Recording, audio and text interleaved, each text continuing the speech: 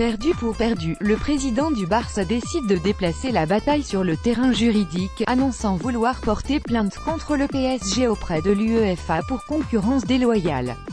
Fin juillet, les discussions sont orageuses entre Al-Khelaifi et Bartomeu, qui décide de prendre son téléphone. À quoi tu joues avec Neymar? Le Qatarien rétorque, sous forme de sarcasme, je joue au même jeu que toi avec Verratti. Sauf que la différence entre les deux est que l'un possède une clause libératoire, contrairement à l'autre, de 222 millions d'euros en l'occurrence. En Espagne, ces clauses obligatoires imposent à un club souhaitant acquérir un joueur encore sous contrat de payer une somme au club d'origine pour s'offrir les services du joueur avant terme. Normalement, l'enjeu est de dissuader, par son montant élevé, les clubs qui désirent acheter des joueurs. Pour le Qatar, ce prix-là est dérisoire. Plus encore au regard des retombées financières qu'occasionnera la venue d'une mégastar comme Neymar. Courant août, le Real Madrid fera à ce sujet un pied de nez à son rival catalan, en fixant la clause libératoire d'Isco à 700 millions d'euros. Comprendre, on est plus malin que vous. L'histoire n'en restera pas là. Bartomeu fait tout depuis ce jour pour demander une exclusion d'1 an du PSG de la Ligue des Champions, avec l'appui des différents présidents de grands clubs européens, pas habitués à se faire retirer leurs privilèges.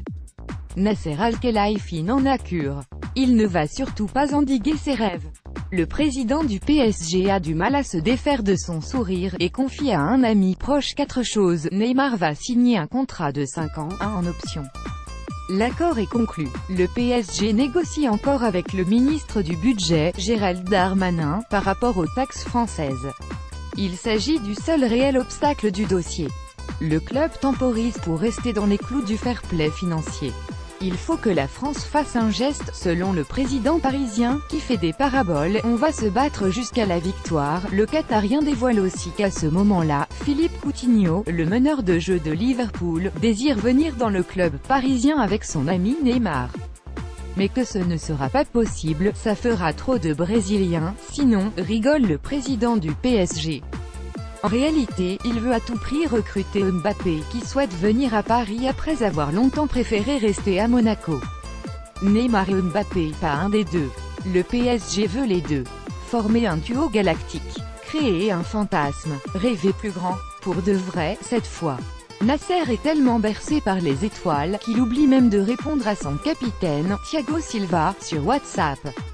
Il faut dire qu'il dispute régulièrement avec Wilfried Mbappé, le père de Kylian, qui lui confie « Je pensais que mon fils serait la star du mercato ». Le Qatarien réplique « Non, sans confiance, tu préfères jouer avec ou sans Neymar ?» Il va sans dire que le père de Mbappé répond avec Kylian Mbappé. PSG célèbre son premier but contre Ingerbeti Image. On est chez les fous ici. À l'époque, NDLR, début 2017, l'entraîneur espagnol comprend de moins en moins l'organisation du club parisien.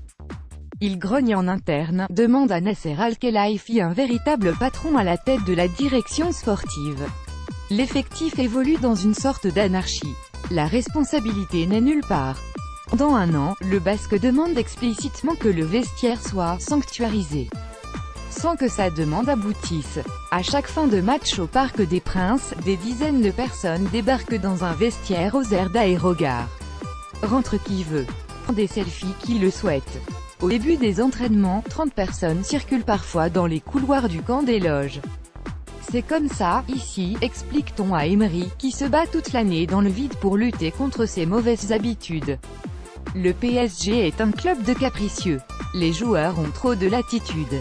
Il faudra l'arrivée de Enrique, en 2017, pour que la situation se normalise. En privé, Emery se dit même sidéré d'une telle gestion pour un club aussi puissant financièrement. Il déplore qu'à certains niveaux les petits clubs de Lorca et Almeria soient mieux structurés. Un jour, une réunion informelle étant Kluivert Emery se tient au centre d'entraînement. Les 3 hommes discutent, se mettent d'accord puis se séparent. En sortant, l'étang vient voir Emery pour lui dire tout le mal qu'il pense de Kluivert. Un peu plus tard, c'est Kluivert qui vient cracher sur l'étang devant le Basque abasourdi. On est chez les fous ici. Le pouvoir est une mala pour qui croit n'être d'intérêt qu'à travers lui. Alors certains courent toute une vie pour l'attraper. L'homme est un loup pour l'homme. Dans un tel capharnaüm politique, l'entraîneur espagnol pense à la démission, ne se sentant pas assez écouté. Dès janvier